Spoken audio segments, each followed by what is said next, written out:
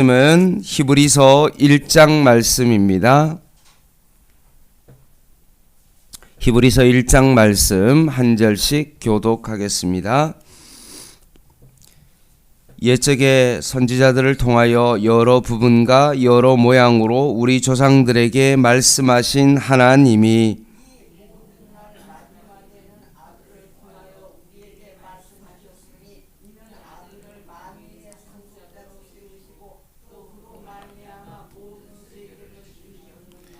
이는 하나님의 영광의 강체시오 그 본체의 형상이시라. 그의 능력의 말씀으로 만물을 붙드시며 죄를 정결하게 하는 일을 하시고 높은 곳에 계신 지극히 크신 이의 우편에 앉으셨느니라.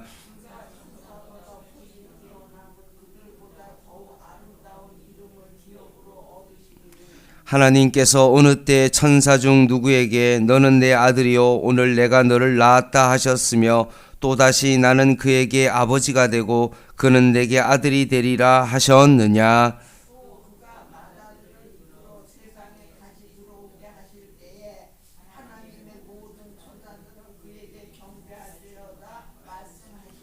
또 천사들에 관하여는 그는 그의 천사들을 바람으로 그의 사역자들을 불꽃으로 삼으시느니라 하셨으되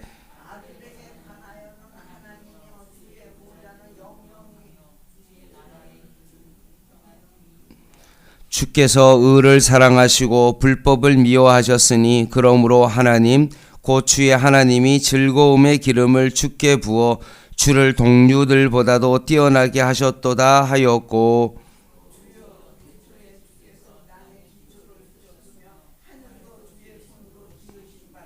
그것들은 멸망할 것이나 오직 주는 영존할 것이요 그것들은 다 옷과 같이 낡아지리니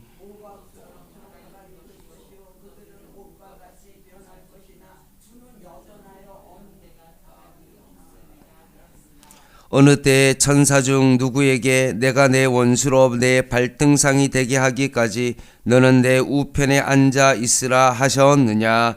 모든 천사들은 섬기는 영으로서 구원받을 상속자들을 위하여 섬기라고 보내심이 아니냐. 아멘. 히브리서는 수수께끼의 서신입니다.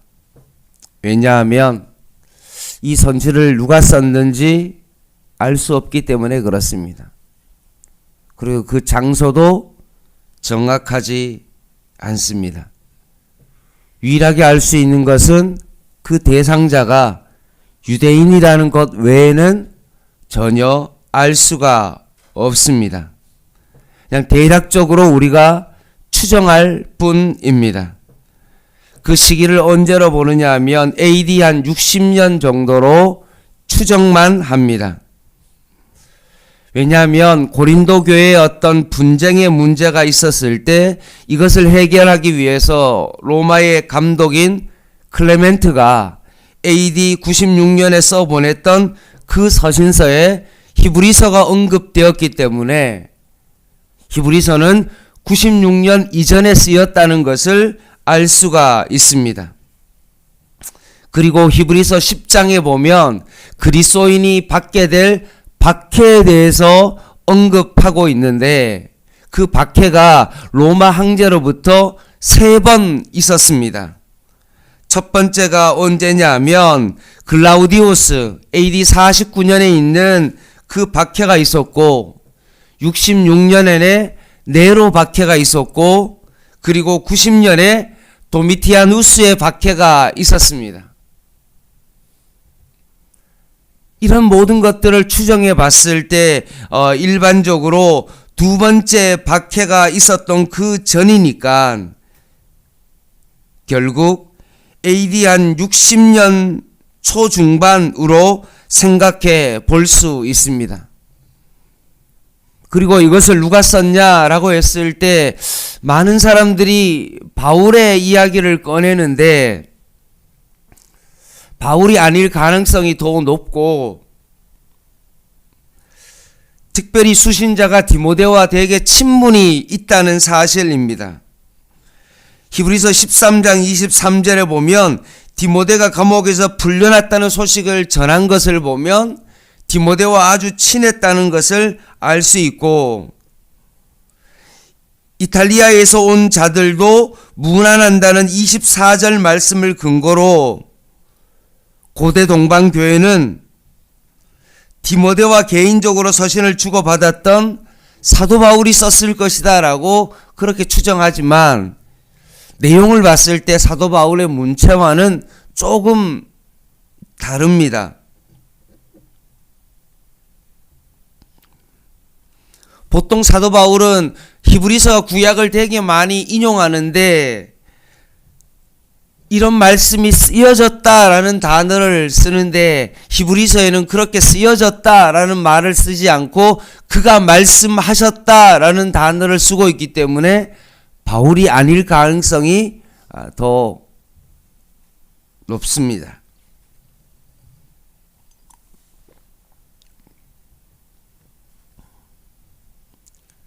그리고 2장 3절에 보면 자신이 직접 주님을 대면하여 복음을 받아들인 것이 아니라 사도들로부터 복음을 받았다라고 추정하기 때문에 바울이 아닐 가능성이 높고, 그리고 디모데와 좀 친분이 있는 어떤 그런 사람이라는 것을 살펴볼 때 바울의 제자가 아니거나 바울의 동력자일 가능성이 되게 높습니다. 그래서 마틴 루터는 이런 정황들을 봤을 때 대상자가 유대인이고 구약에 정통하고 수사학을 교육하고 해당에서 설교해 본 사람이다라는 결론을 했을 때 마틴 루터는 아마 아볼로가 쓰지 않았을까라고 추정을 합니다. 근데 아무도 알 수가 없죠. 수수께끼 서신이기 때문에 누가 썼는지 사실은 정확히 알 수가 없습니다. 주님을 만나서 물어봐야만 알 수 있는 내용입니다. 그럼에도 불구하고 히브리서가 그럼 왜 써여졌냐? 대상자인 유대인에게 분명히 써여졌는데 히브리서의 어떤 전할 내용이 뭐냐라고 했을 때 초점은 하나입니다. 바로 히브리서는 오직 예수 그리스도에게만 집중하고 있다는 말씀입니다. 히브리서는 예수님을 전하는 내용입니다. 특별히 오늘 1장은 뭐냐 하면 천사보다 뛰어나신 예수 그리스도에 대해서 증거하고 있습니다. 중요합니다. 천사보다 뛰어나신 예수 그리스도에 대한 증거입니다. 어떻게 뛰어나십니까? 1, 2절 말씀입니다. 옛적의 선지자들을 통해서 여러 부분과 여러 모양으로 우리 조상에게 말씀하신 하나님이다 라고 말씀합니다. 하나님은 침묵하지 아니하고 우리에게 하나님은 말씀하시는 하나님이십니다.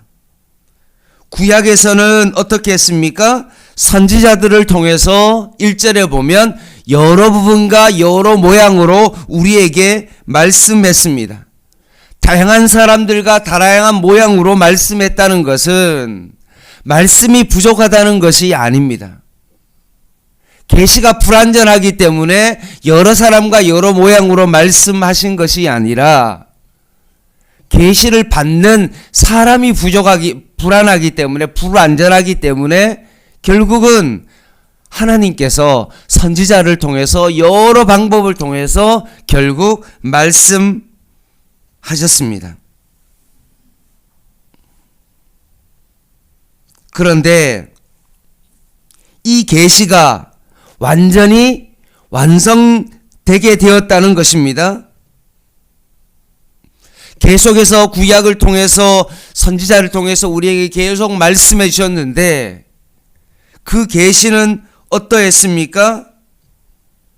좀 그것이 비치는 것 같은 그런 모습으로 약한 불빛처럼 우리에게 뭔가 좀 어렴풋하게 우리에게 계속해서 그것을 말씀하셨는데 이제는 예수 그리스도를 통해서 완벽하게 또렷하게 우리에게 말씀하셨다는 것입니다.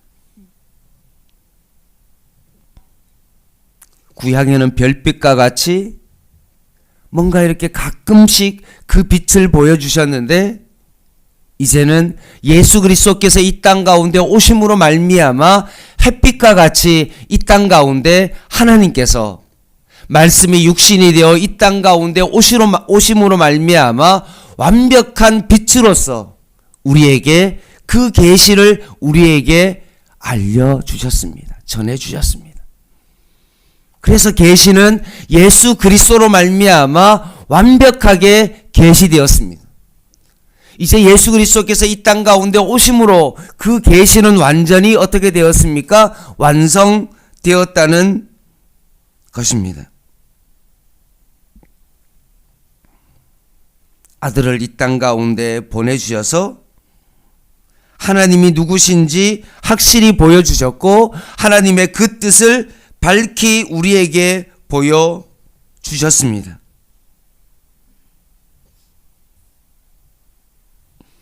그래서 3절 말씀에 보면 이는 하나님의 영광이다.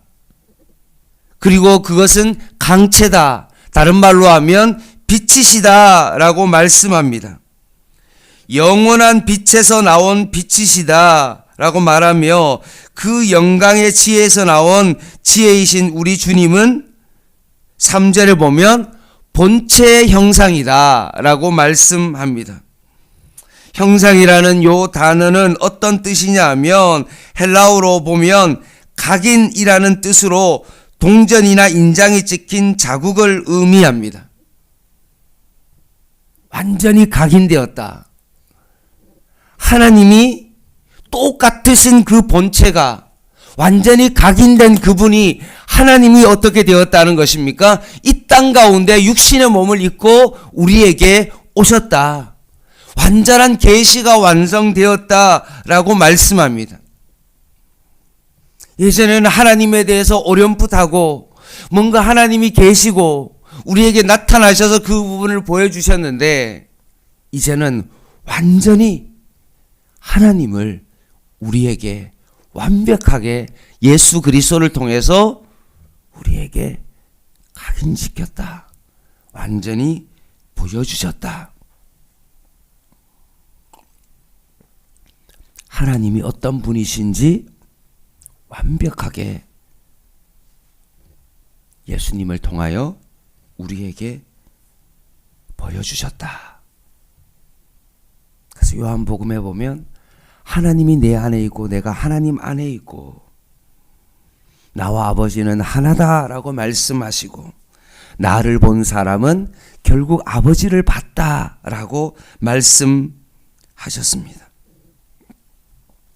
뿐만 아니라 3절 말씀에 보면 그의 능력의 말씀으로 만물을 어떻게 하십니까? 3절에 보면 붙드셨다.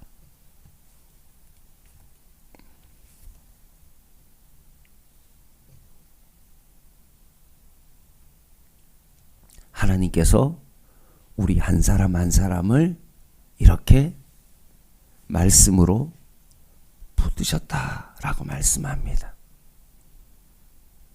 말씀이 육신이 되어 이 땅 가운데 오심으로 말미암아 영접하는 자 곧 그 이름을 믿는 자들에게는 하나님의 자녀가 되는 권세를 주셨던 것처럼 예수 그리스도를 통해서 우리를 붙들고 계신다라고 말씀하십니다. 하나님의 말씀으로 우리의 삶을 이끌어 주십니다. 이 세상을 창조하신 그 하나님이 그 위대하신 능력으로 우리의 삶을 인도해 가십니다. 그러니 이 예수님을 이 세상에 누구와 비교할 수 있겠습니까?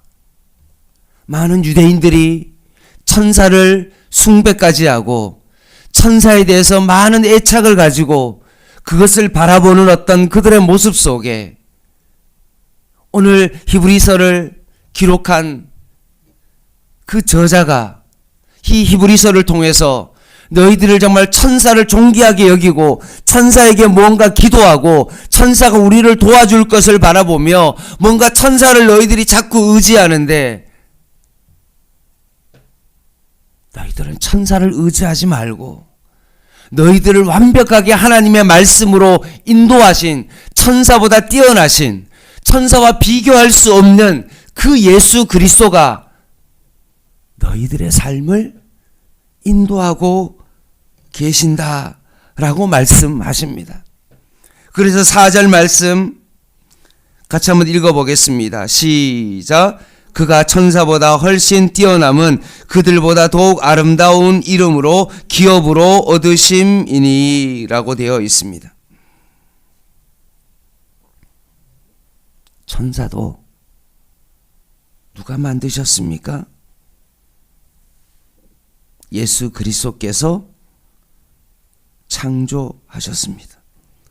골로새서 1장 16절 말씀처럼 만물이 그에게서 창조되고 하늘과 땅에서 보이는 것들과 보이지 않는 것들을 포함한 모든 만물이 예수 그리스도로부터 창조되었다라고 되어 있습니다.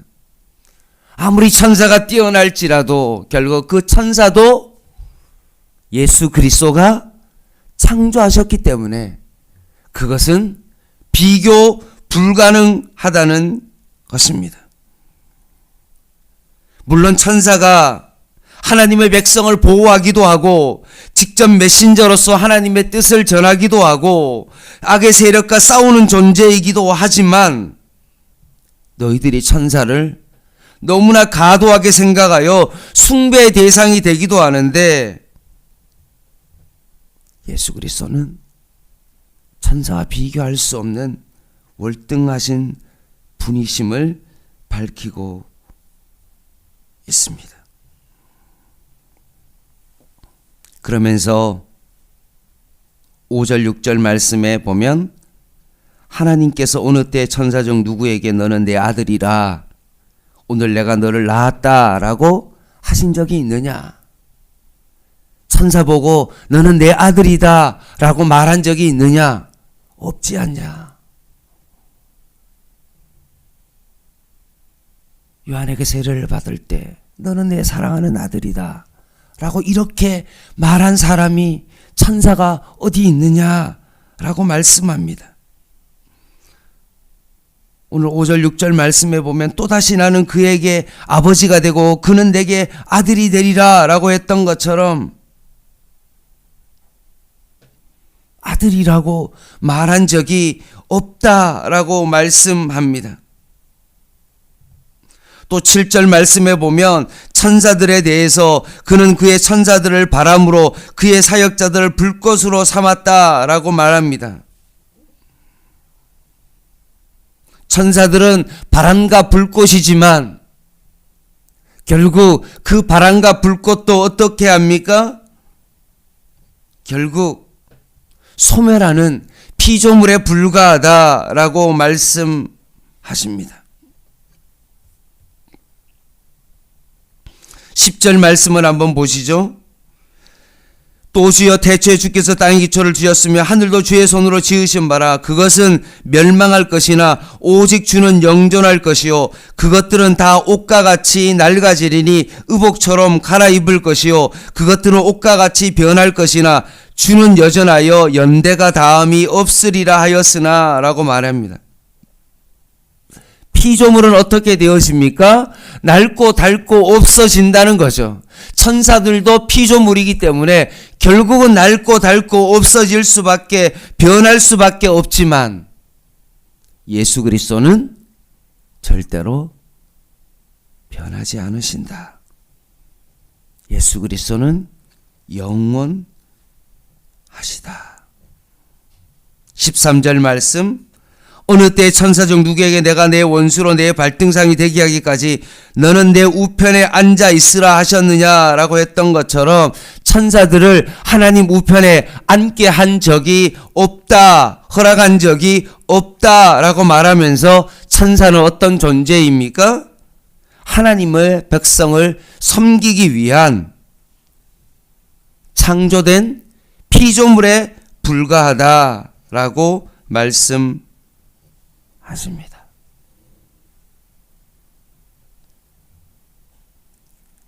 사랑하는 성도 여러분,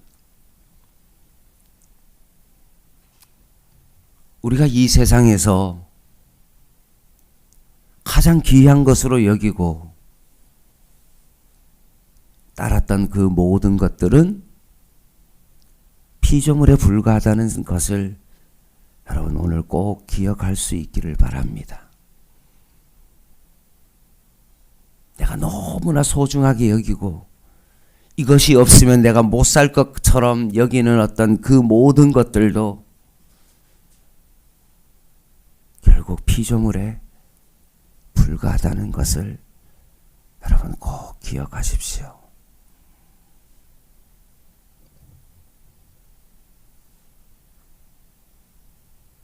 어떤 사람이 기사를 썼는데 마약보다도 더 위험한 것이 핸드폰이라고까지 이야기하면서 핸드폰이 우리의 삶 가운데 어느덧 우상의 자리에 와 있고 그것을 소중하게 여기며 그것이 없으면 우리의 삶 가운데 너무나 불안한 삶을 살아가고 있는 이 시대 가운데 과연 우리는 정말로 예수 그리스도를 우리의 삶 가운데 가장 귀한 것으로 여기고 다른 어떤 것보다도 비교할 수 없는 어떤 그런 것이며 우리의 삶을 말씀으로 완벽하게 인도하시는 그 예수 그리스도를 오늘도 우리는 붙잡고 살아가고 있느냐를 다시 한번 바라봅니다. 유대인들이 그렇게 우상 숭배하고 따르고 내 삶을 인도하는 그 천사를 숭배하며 살아가고 있는 그들을 향하여 천사보다 뛰어나신 그 예수 그리스도를 이 말씀을 통해서 우리에게 알려주시는 것처럼 오늘도 이 아침에 우리의 삶에 도저히 비교할 수 없는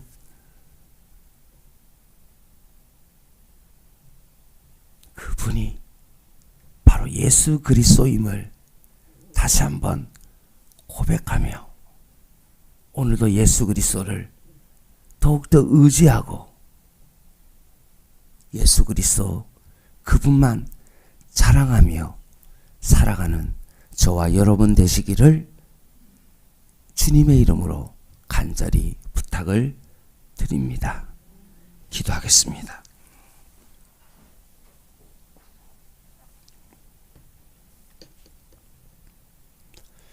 하나님 아버지, 내가 참으로 의지하는 것이 혹시 물질은 아닌지, 건강은 아닌지, 내 자녀가 아닌지 다시 한번 이 말씀을 통해서 우리의 삶을 다시 한번 바라봅니다. 내 삶을 완벽하게 인도하시는 분이 바로 주님이신데 오늘도 그 주님만을 바라보며 의지하며 살아갈 수 있는 저희들 되게 하여 주시옵소서. 2024년도가 시작되었습니다. 올 한 해만은 이 세상의 것을 의지하지 아니하고 오직 나를 창조하신 그 예수 그리스도만을 의지하며 살아갈 수 있는 저희들의 삶이 되게 하여 주시옵소서. 예수님의 이름으로 간절히 기도드립니다. 아멘. 개인 기도 하시겠습니다.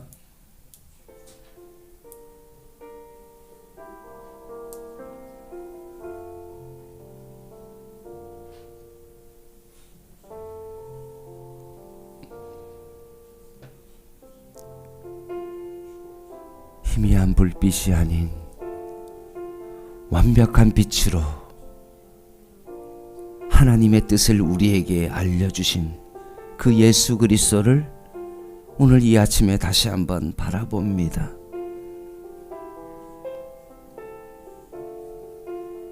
하나님의 뜻을 알리고자 하나님이신 그 예수 그리스도께서 이 땅 가운데 오시며 우리에게 완벽하게 계시해 주신 그 예수 그리스도를 다시 한번 우리가 바라봅니다.